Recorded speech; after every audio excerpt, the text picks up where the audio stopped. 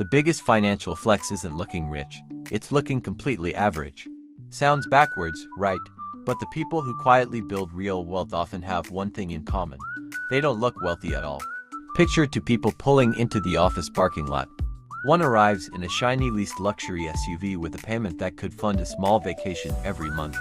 The other steps out of a dented, paid-off sedan that barely gets a second glance. Most people assume they know who's winning. They're usually wrong. The person in the boring car might have millions invested, zero car payments, and enough savings to walk away from a toxic job tomorrow. The manager with the luxury ride, they could be one or two missed paychecks away from panic. That expensive badge on the hood isn't freedom. It's a monthly bill wearing a fancy costume. Here's the part nobody talks about. The bigger your monthly overhead, the more control your boss has over your life. You stop negotiating from confidence and start negotiating from fear. Suddenly, saying no feels impossible because the bills are waiting at home. Looking average also protects you from something I call the visibility tax. Flashy lifestyles attract expectations, comparisons, and pressure to keep spending just to maintain an image. Quiet wealth avoids that trap.